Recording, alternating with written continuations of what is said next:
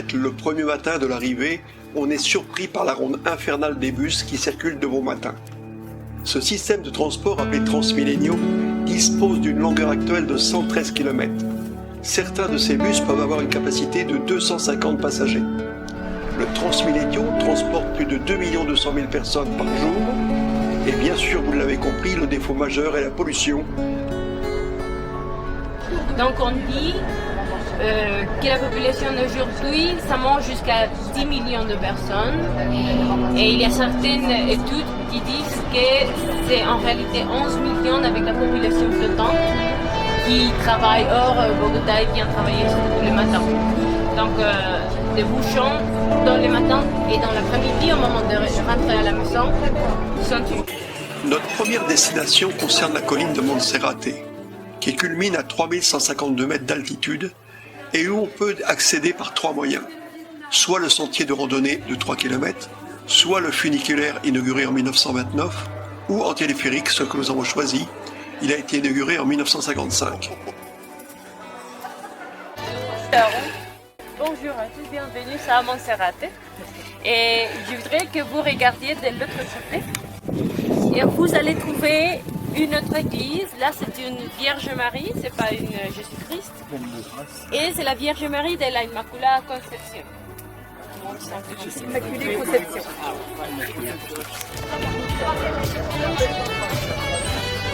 Et nous sommes ici dans la chapelle de la Vierge Noire de Montserrate.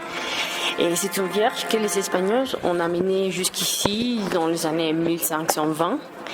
Et l'idée d'amener une Vierge Noire ici, c'était pour faire sentir plus à l'aise les indigènes locaux qui étaient un peu loin.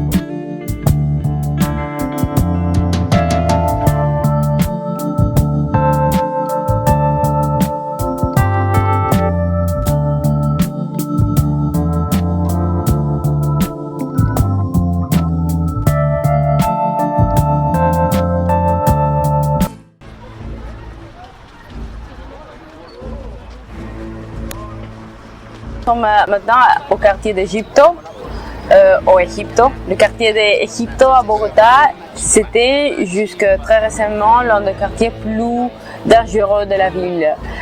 Moi, je suis grandi pas loin d'ici et je venais jamais parce que c'était vraiment dangereux. Il y avait une ligne invisible qu'on ne devait pas traverser.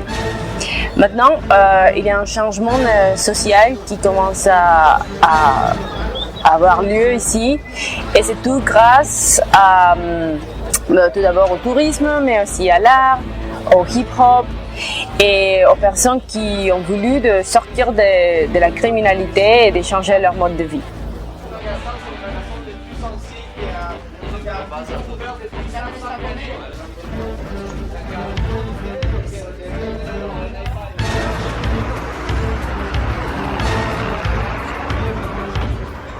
Autrefois considéré comme un acte de vandalisme, le graffiti a gagné ses lettres de noblesse à Bogota, où il est devenu une attraction touristique. Il y a même un graffiti tour organisé par un tour opérateur local. La décriminalisation de graffiti dans la ville date de 2011, année où fut tué un jeune artiste de 16 ans par la police.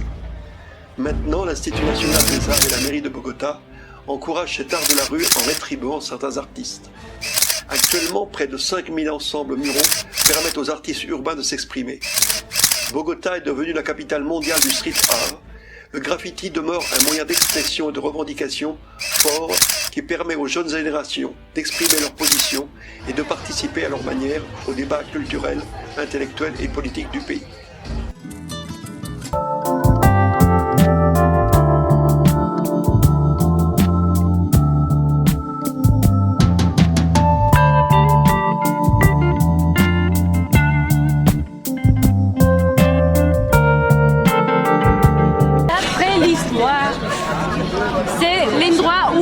sont de Bogota. Donc en 1538, ils arrivent ici, voilà. Ils ont fait une petite église comme le Blanche à côté. Et à côté de l'église, 12 petites maisons, d'après les 12 apôtres de Jésus-Christ. Donc les maisons comme cela. Et depuis ce moment, c'est comme voilà, la place fondamentale de la ville.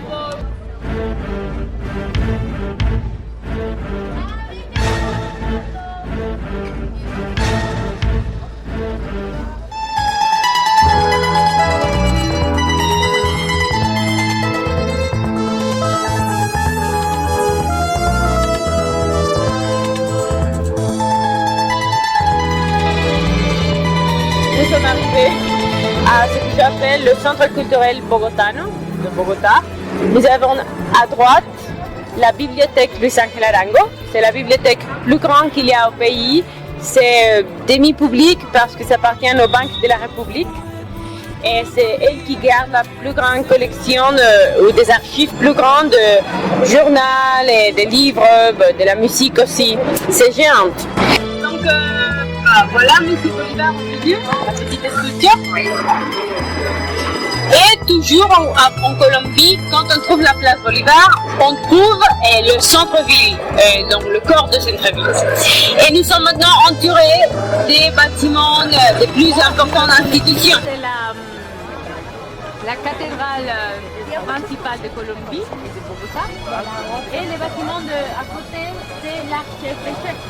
Donc tout ces parties du côté de la place appartiennent à l'église. On ne voit pas d'ici, mais on verra quand on bouge un petit peu. Les bâtiments orange et blanc, ça c'est l'école plus ancienne de Bogota. Une école de 1604 et des jésuites. Elle marche encore comme école, et elle fonctionne encore comme école, et c'est encore des filles.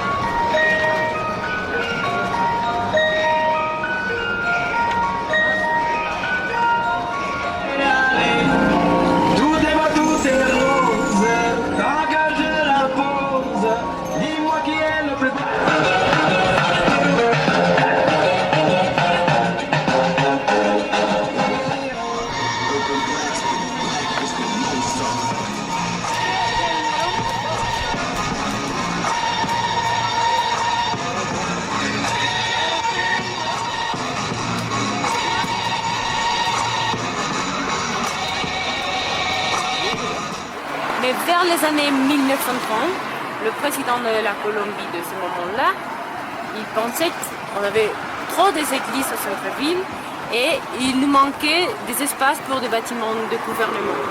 Donc il dit, on a beaucoup d'églises, beaucoup de couvents, on va détruire quelques-uns pour pouvoir construire quelques bâtiments pour le gouvernement.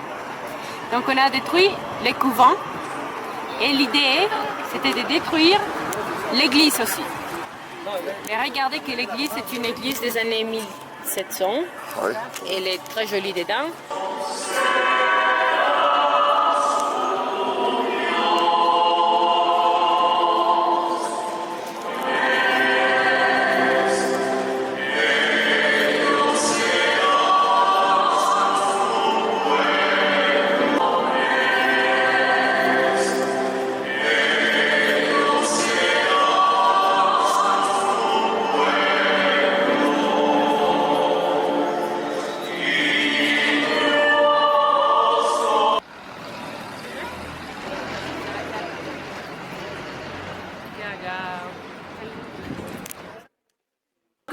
Bienvenue au musée Botero.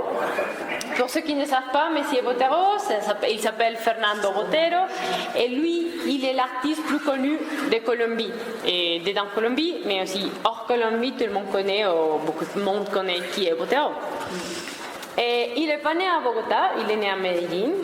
Et d'après lui, quand il était très jeune et qu'il s'intéressait à l'art quand il habitait à Medellín, il a du mal à s'approcher à l'art parce qu'il n'y avait pas un bon musée d'art à Medellín. Medellín, c'était une toute petite ville et c'était encore très rétrograde. Et vivre de l'art, c'était comme... donc tout le monde se moquait de lui. Comme vraiment, vous voulez devenir artiste? Bon. Il a du mal, mais en tout cas, il a beaucoup travaillé pour devenir un bon artiste et jusqu'à maintenant, il devient le plus populaire de la Colombie. Donc il faut que ça soit un musée entrée gratuite pour tout le monde, toujours. C'est la raison pour laquelle personne ne doit jamais payer pour venir ici. La deuxième condition, il voulait organiser la collection dans la maison, donc c'est lui qui a fait la mise en scène de toute la collection. Et la troisième condition, je trouve c'est aussi très intéressant, il a dit toutes les pièces qui sont là doivent rester ici pour toujours. Le musée ne peut pas prêter pour des exhibitions temporaires. Donc, bienvenue au musée de l'or. Nous sommes maintenant dans le bâtiment qui garde la collection plus grande qu'il existe au monde, faite en or. Mais toutes les pièces qu'on a ici sont des pièces précolombiennes, donc ça veut dire faites par les natifs qui habitaient ici en Amérique, Colombie aujourd'hui, et travailler avec l'or. Donc, nous avons ici, c'est ça qu'il dit, plus de 34 000 pièces faites en or. C'est pour ça que c'est vraiment intéressant. Mais ce que je trouve vraiment intéressant du musée, c'est pas la quantité de pièces, mais le travail des pièces et des histoires que toutes les pièces qu'on a autour de nous racontent par rapport à la vie des indigènes avant de l'arrivée des Espagnols. Et